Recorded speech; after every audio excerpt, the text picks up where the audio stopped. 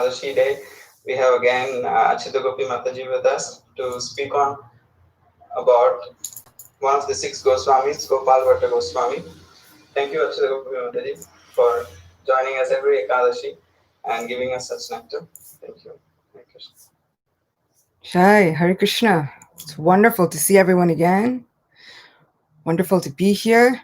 Thank you always for this opportunity, for being able to have the chance to kind of perk up my Akadashi started in the right mind frame. So thank you. Om Ajnanatimirandasya Gyananjana Shalakaya Chakshurunmilitam Yena Tasmai Shri Gurave Namaha. Shri Chaitanya Manobishtam Shtapitam Yena Bhutale Swayam Rupa Kadamayam Dadati Svapatantikam. Nama Om Vishnu Padaya Krishna Prastaya Bhutale Shrimati Bhakti Vedanta Swami Namane. Namaste Saraswati Deve Gauravani Pracharine Nirvishesha Shunyavadi Pashtitya Deshtarini. Jaya Shri Krishna Chaitanya Prabhu Nityananda Shri Advaita Gadadhara Shivasadi Gaura Bhakta Vrinda. Hare Krishna Krishna Krishna Hare Hare Hare Rama Rama Rama Hare Hare Vancha Kalpatarubhyascha Kripa Sindhubhye Vacha Patitanam Pavanebhyo Vaishnavebhyo Namo Namaha. So wonderful to be here and speaking about Srila Gopal Bhatta Goswami. Beloved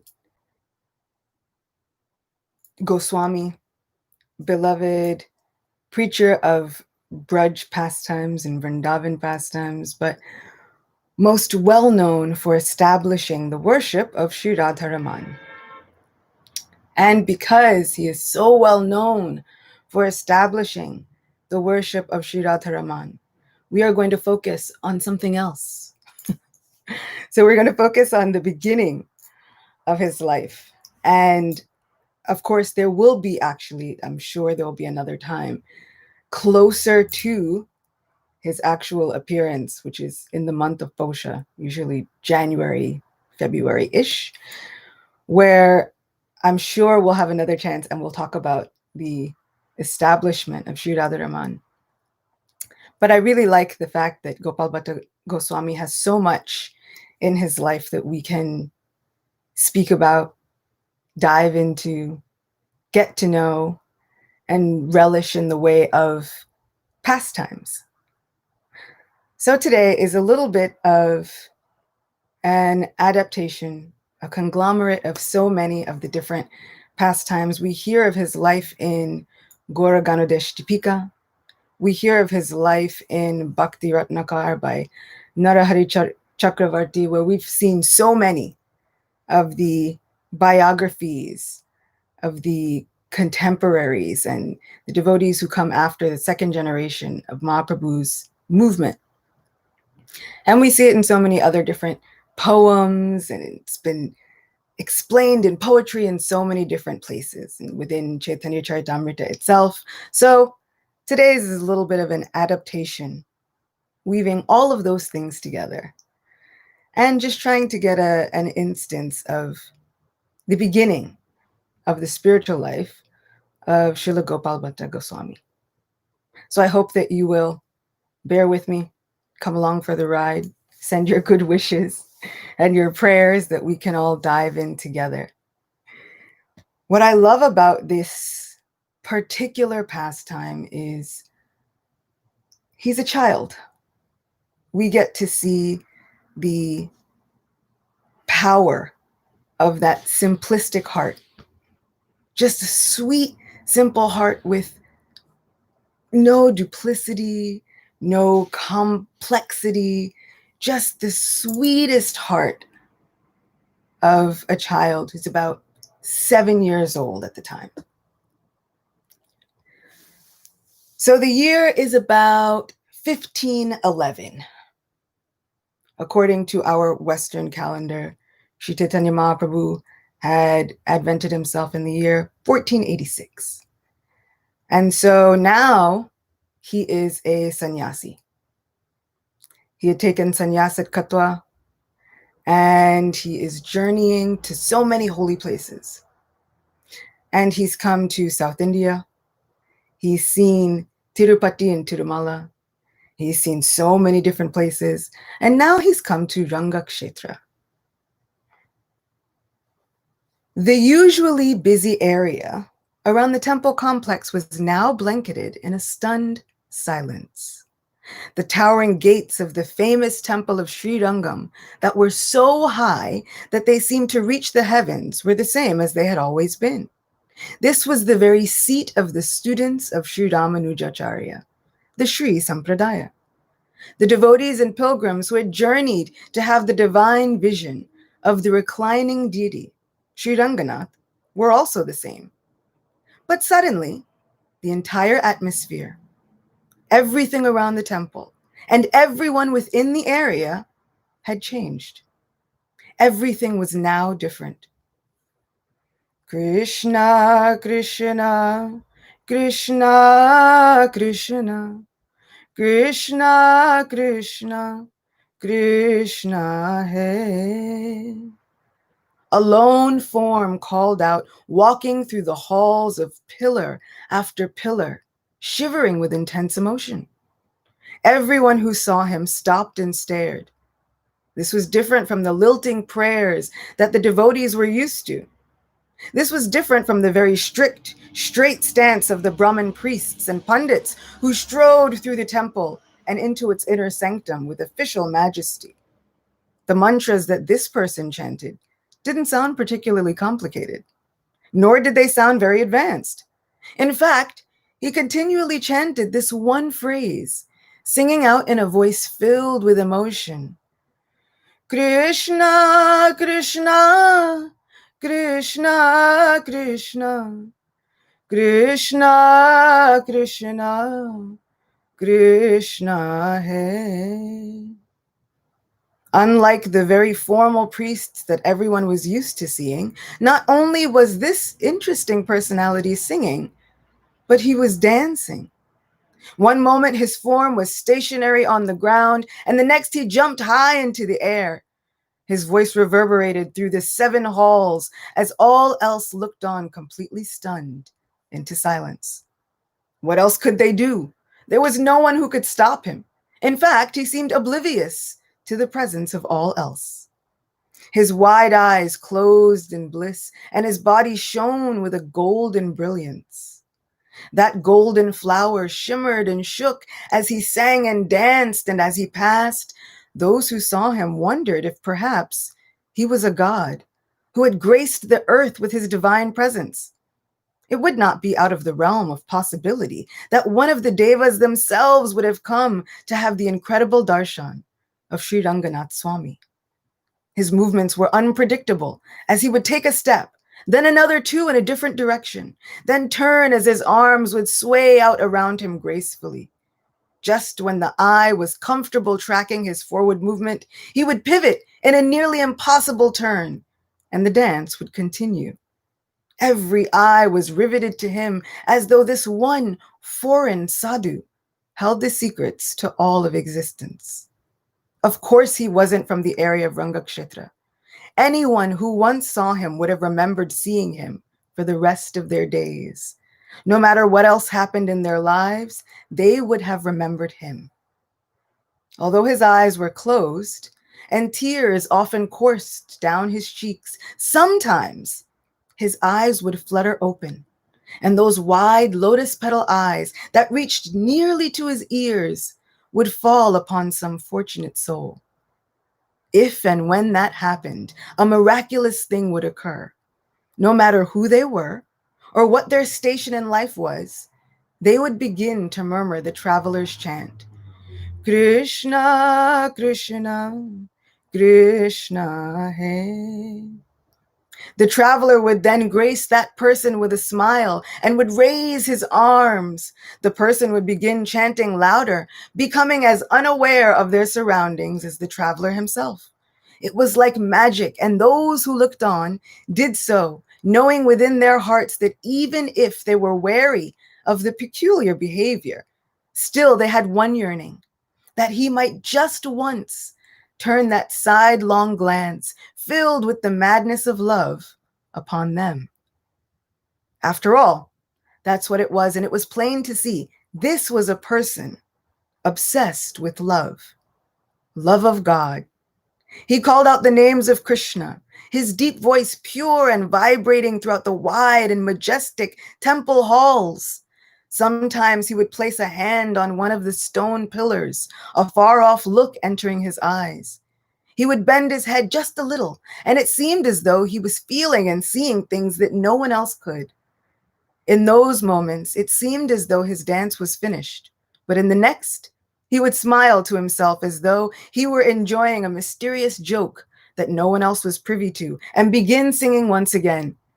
Always the same simple chant as he danced, and everyone looked on as they tried to commit to absolute memory this most unique sadhu. It wasn't long before this sannyasi began to attract a crowd.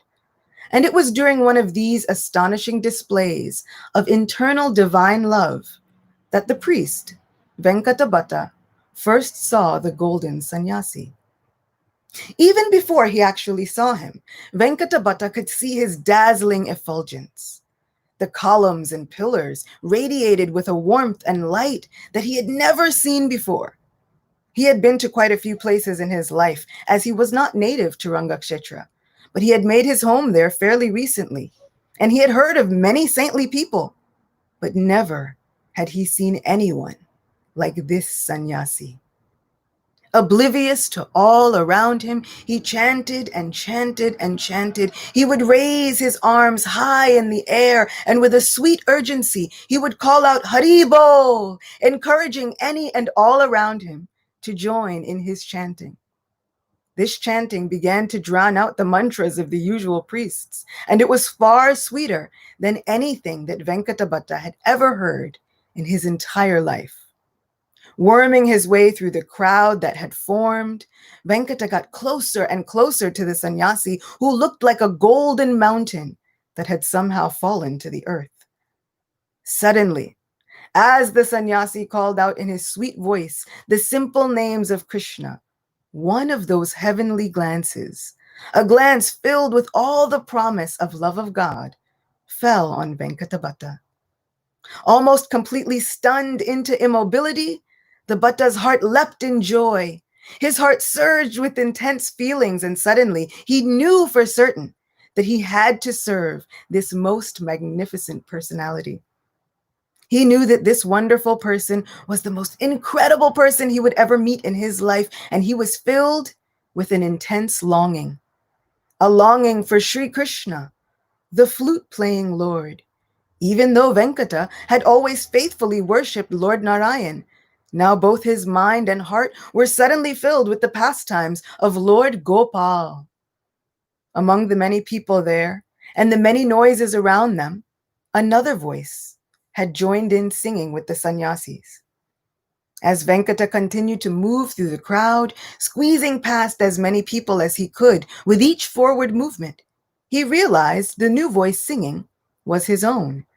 And even as he momentarily questioned what was happening to him, he knew that the reason for the transformation in his heart was currently singing and dancing, and he needed to be closer.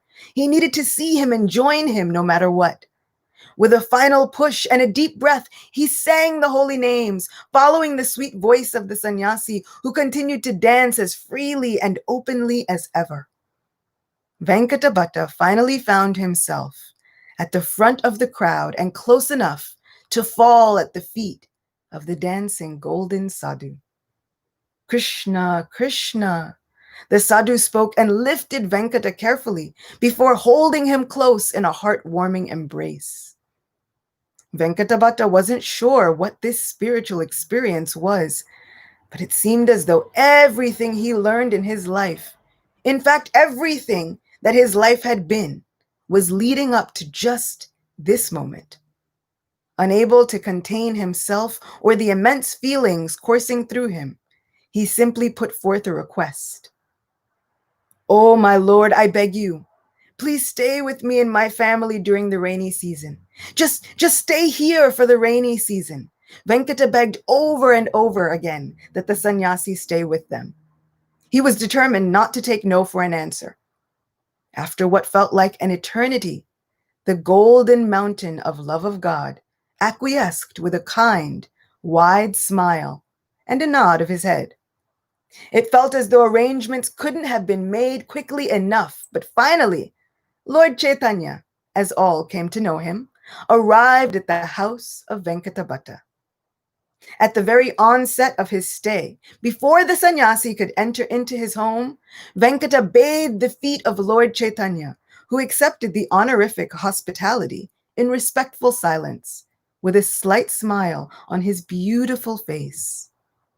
Taking that charanamrita, which is sought after by all the three worlds, the pure-hearted Brahmin sprinkled that glorious water, which bathed the feet of Lord Chaitanya, over the heads of his family members, and gave them sips of that water to drink.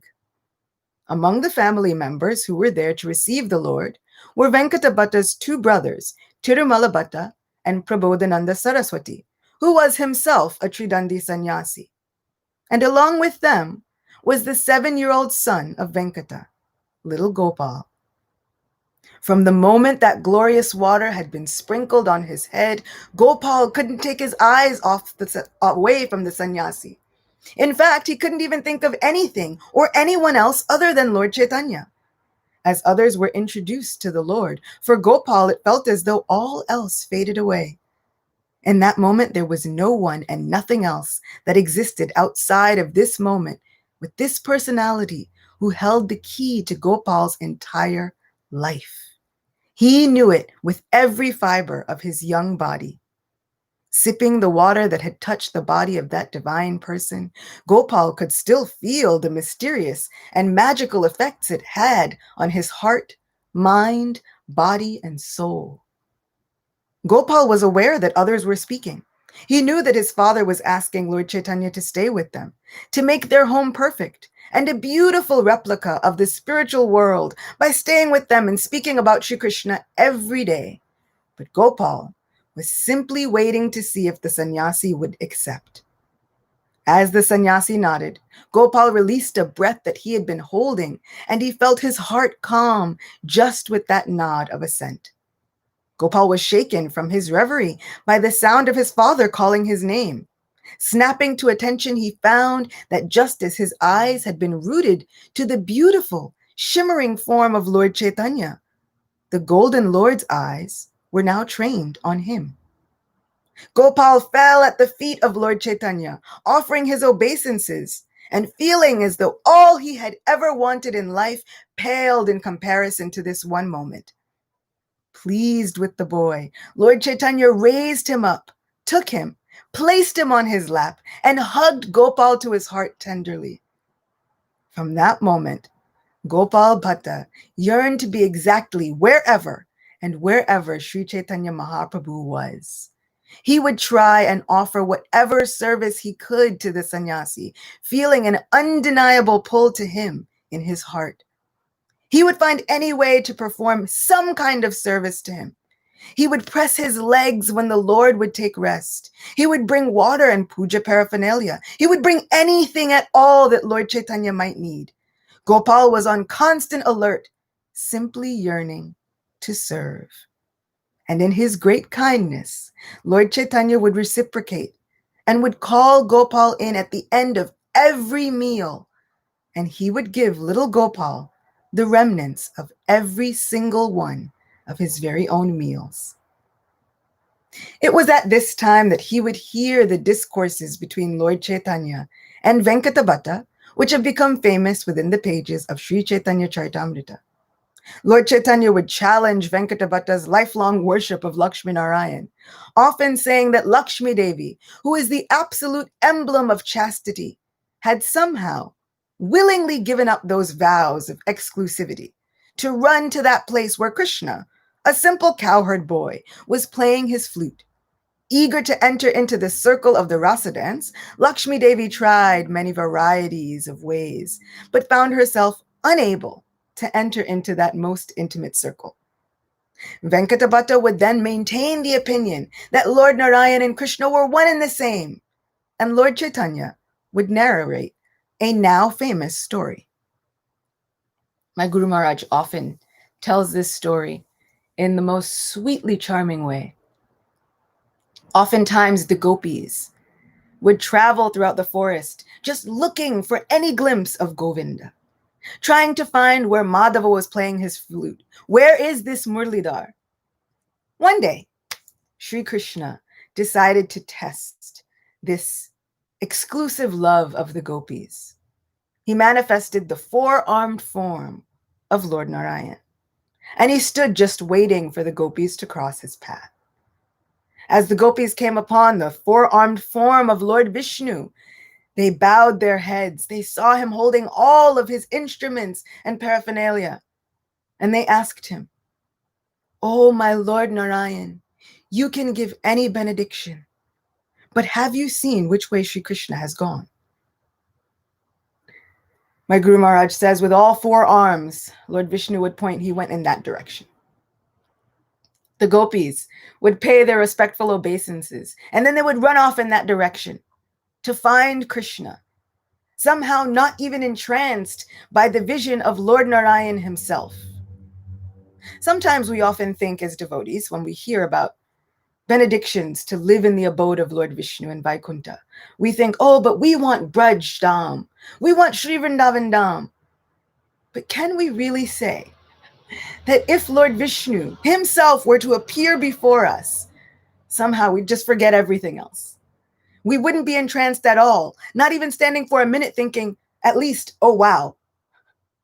The gopis had no other thought but, where is Krishna? And so they ran after. Coming from behind was Radharani. And as Radharani came upon this form of Lord Vishnu, somehow or other, she didn't even need to say anything.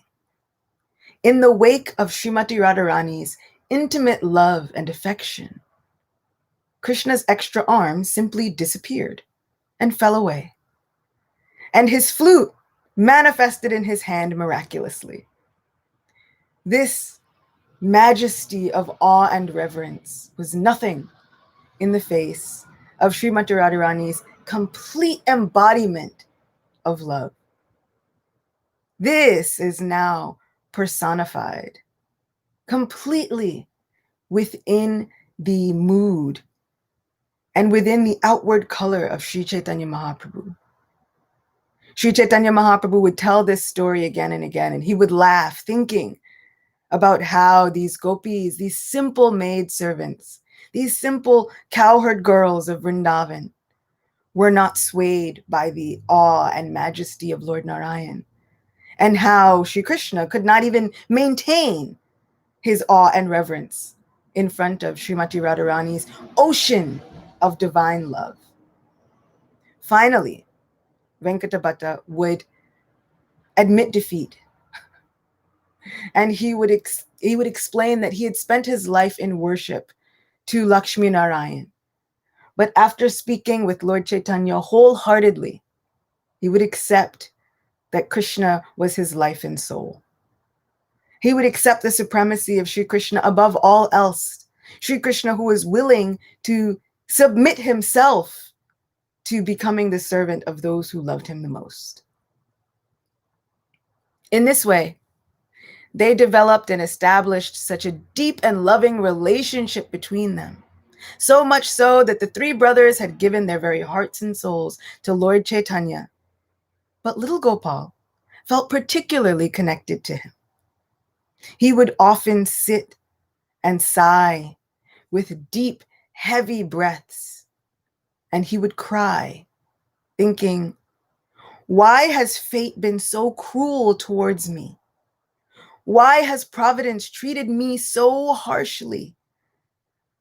I've been born here in Rangakshetra, so far away from Navadvip, where the Lord has maintained his pastimes as Nadia Bihari and Navadvip Chandra. He is now seeing the Lord as a sannyasi, the abode of austerity and renunciation. He would think, but I've heard pastimes. I have heard how the Lord would roam through the streets of Nadia looking like the very prince and the hero of the best of cities. His beautiful long hair would curl around his face and would be decorated with small, small flowers. It would be gathered in a top knot and decorated with strings of pearls and golden beads and ornaments. My Lord would wear gems and jewels and necklaces. He would wear armlets and bracelets. My Lord would wear a golden dhoti, folded in 3 places, with charming pleats, which are considered an opulence. And he would be dancing with anklets that would resound throughout the town as he would dance through the city from morning till night, simply chanting, Krishna, Krishna, Krishna, in a sweetly, sweetly sounding voice, calling out, I have come just to give you this medicine of the holy name. Other than me, who is your friend? All you have to do is take this holy name, drink the medicine, and you will find that your life and soul will be made happy. Little Gopal Bhatta would say, I've heard these stories. I heard of the majesty of Lord Chaitanya. I've heard of the majesty of Nimai, of Lord Vishwambar. But now I see him, and he's wearing just simple, simple cloths that hardly reach below his knees, hardly any pleats at all. He's renounced everything, including his wonderful, majestic hair. How can I maintain my life having heard of these pastimes and still not having seen them? Why must I have been born all the way in Rangakshetra, so far away from Navadvip? These are the amazing realizations of a 7-year-old boy thinking, how have I been so far away from the most majestic, wonderful, extraordinary pastimes of Nimai? This Nimai of Nadia. And so he would often think this way. And finally, when the 4 months of Chaturmasya had ended, and it was time for Lord Chaitanya to depart, while the 3 brothers, Tirumala Bhatta, Venkata Bhatta, and Prabodhananda Saraswati felt intense pain and heartache at the knowledge that the Lord would have to leave them, Gopal Bhatta completely fainted. He laid almost lifeless in front of Lord Chaitanya. He was so inconsolable that no one could rouse him from this faint. Little Gopal was so deeply affected by Lord Chaitanya's impending journey that the Lord decided to stay for a few more days. Already, they were blessed, as a sannyasi would not often stay in a place for longer than 3 days. But now, because it was the rainy season and it was Chaturmas, they had the fortune and the good luck of having Lord Chaitanya with them for 4 months. But now, being pulled by the innocent, sweet, simple heart of little Gopal, he decided to stay for a few more days. Gopal was so happy, but also it was a bittersweet feeling because he still felt as though, how could I have missed these pastimes? I remember sometimes feeling that way, that Lord Chaitanya's pastimes were just 500 years ago. That's relatively close. When we think about Krishna's 5,000 years ago, we still have trees that are here from 500 years ago. We still have different living entities that were still on this planet. We have Columbus, who sailed, just almost around the same time. So we have history books that tell us things from 500 years ago. Sometimes I would think we were so close and we just missed it. Imagine, not even 500 years, less than a decade now. Poor little Gopal is thinking, how? How could I have missed this most amazing sight? How could my life have been forfeit this way? And one day, as Gopal was sleeping, he had a vision. All around him were the sounds of murdangas and conch shells. Kartals were resounding, And all around, there was the tumultuous cry of the Mahamantra. Hare Krishna, Krishna Krishna, Hare Hare, Hare Rama, Rama Rama, Hare Hare. And all around him was an oceanic sound of Gauda Hari. Little Gopal looked around, and all of a sudden, it wasn't just a dream. He was in Navadvip, seeing the pastimes of Nimai. The murdangas were thundering in every direction. Kartals were playing in time, just as the songs of the Acharyas had said, just as he had heard from before. And as he looked up, there was the golden shimmering form of Lord Vishwambar, with his beautiful silken dhoti swaying as he would dance through the streets, left and right, backward and forward. He would wear a belt around his waist. His anklets would chime. He had necklaces and garlands of so many different varieties of colors, shining like hundreds of moons. This is the vision that we can think of when we hear in Gora Arti, Bahu Koti Chandrajini Vadana Ujwala Gala Deshe Banamala Korajalamala. This is our Gauda Hari. This is what little Gopal was now seeing. Garlands and shining like thousands of moons, looking more majestic and more beautiful than anything that Gopal could have ever imagined. And now he was seeing him face to face. And he fell on the ground in front of him. Not only was Lord Chaitanya there by himself, but the entire Panchatattva was there. All of them were singing and dancing.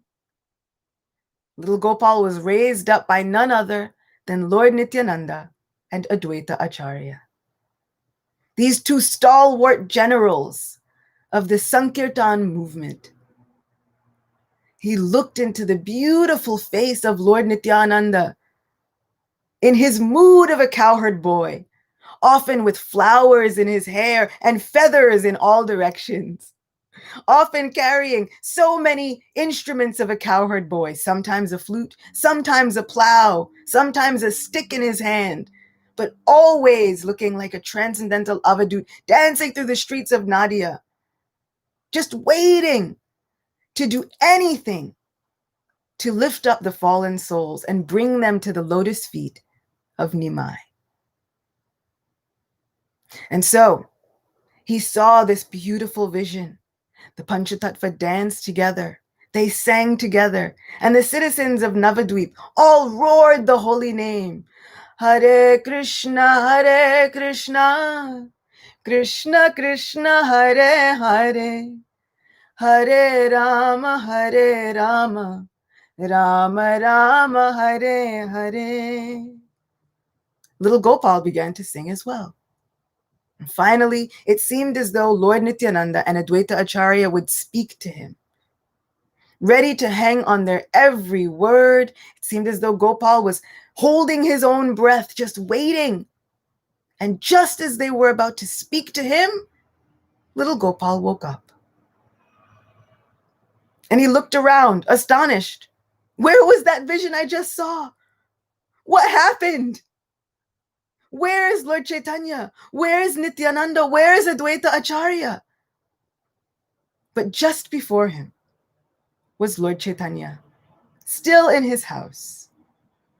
And in that very moment, Lord Chaitanya manifested the form of Shyam Sundar, holding in two hands his flute, dressed like the cowherd boy hero of Sri Vrindavan Dham, the golden dhoti, blue flowers pushed above his ears, a wonderful crown with peacock feathers, a Vaijayanti garland with so many varieties of colors, and bumblebees majestically, mystically appearing around that beautiful garland. And then, after this, Lord Chaitanya manifested the form that was most dear to the heart of little Gopal Bhatta, the form of Nadia Bihari, Navadvip Chandra, Sri Nimai, with a beautiful top knot, gorgeously long curling hair. It is said that, and the emphasis is on Mahaprabhu's hair so much, it is said that when Mahaprabhu cut his hair in Katwa, that particular barber threw his scissors into the Ganga and said, "I'm never cutting hair ever again. I cannot believe that somehow I agreed to do this." When Mahaprabhu announced that he would take sannyas, the devotees felt as though a thunderbolt had struck them on the head. But one of the things that they spoke about most was, "Oh my Lord, you will cut your beautiful hair? What will we do? Your hair is so charming." So we hear even in the prayers to Sri Damodar that his beautiful locks of hair are curling around his face. It is one of the most charming characteristics of our sweet Lord. His wonderful curling locks of hair. And this was something that little Gopal was so attached to. He knew that at the end, he says, "I'm now seeing Lord Chaitanya with a shaved head, all of these things, but I don't want to see him like that. I desire to see Navadvip Chandra."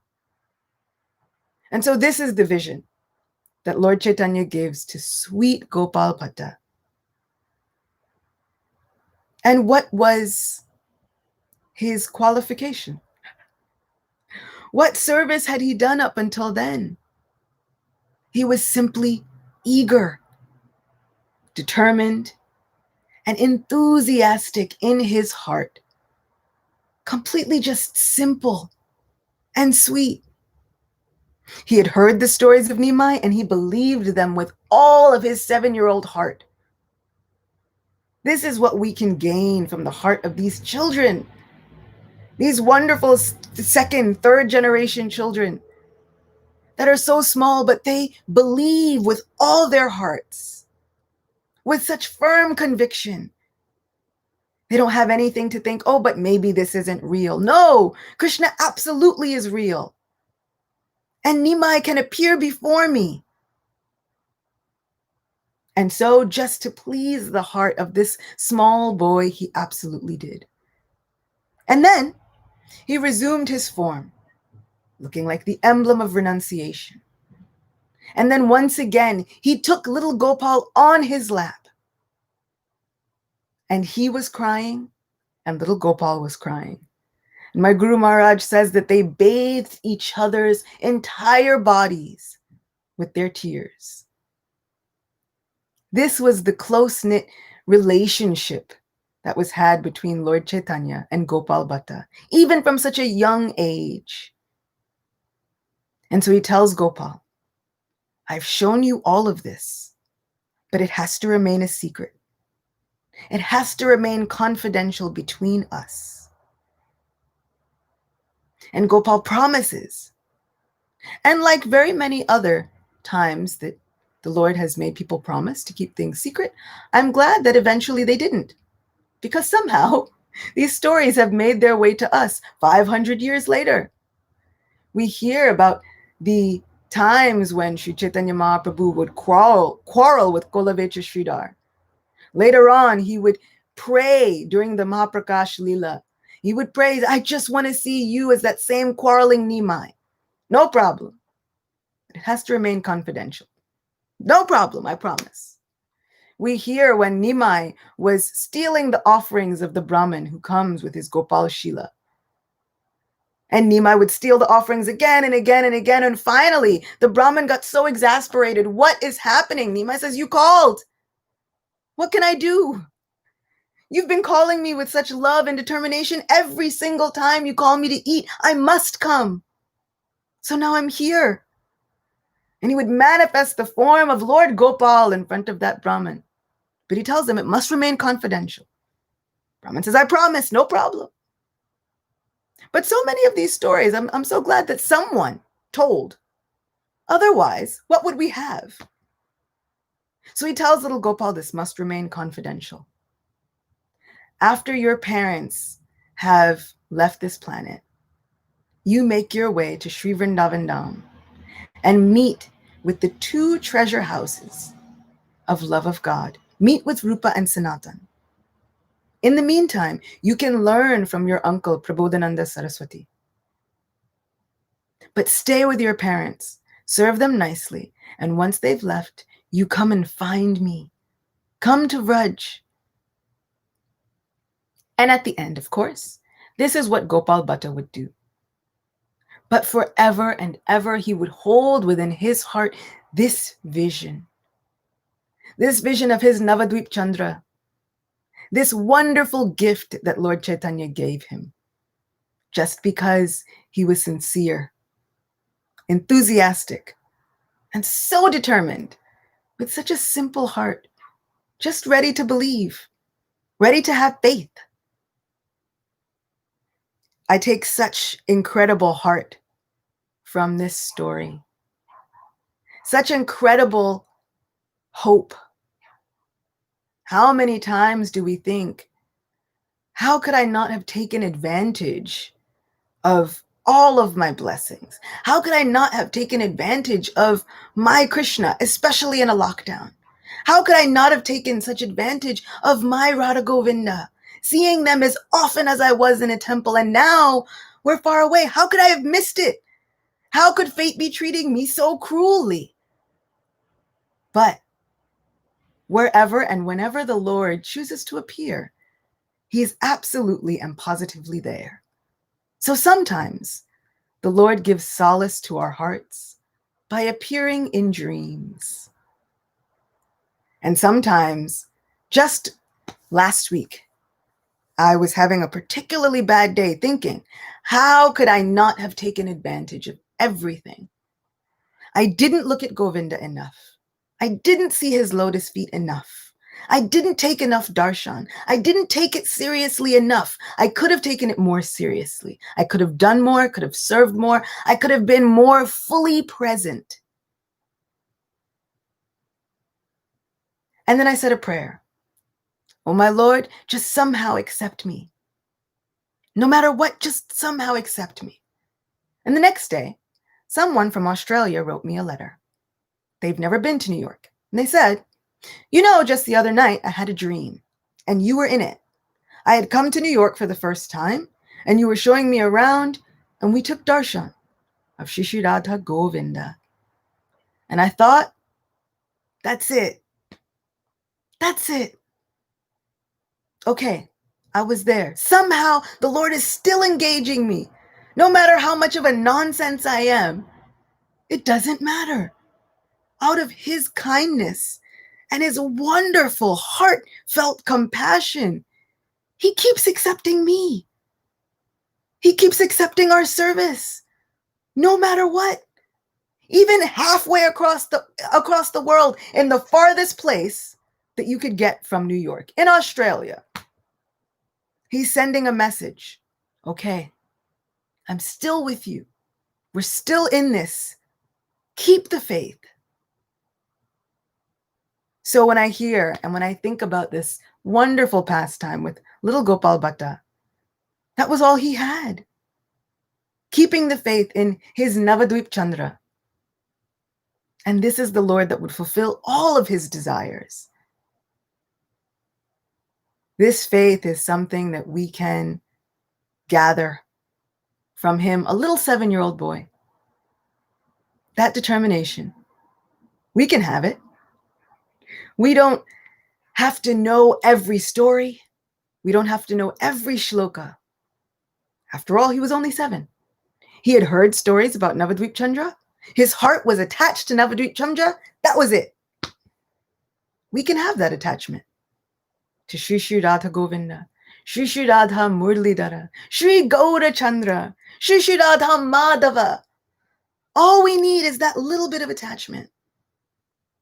And then the Lord will somehow find a way to fulfill every single one of our desires and more, just like He did with little Gopal Bhatta Goswami.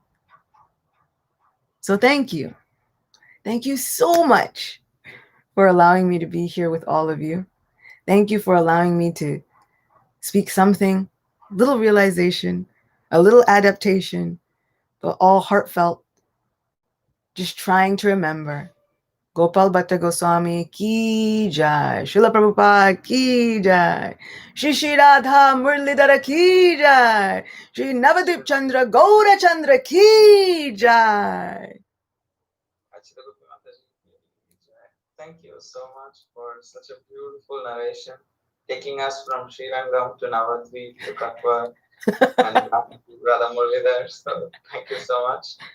I especially loved the lessons of how we can take inspiration from Gopal Bhatta Goswami's pastimes to have faith in the Lord and intense eagerness to know Him more, to be attached to Him. Thank you so much for this Thank you. wonderful lessons to begin our day on Ekadashi. Thank you very much. Hare Krishna, Shri Shri Radha Murlidhar ki jai. Jai.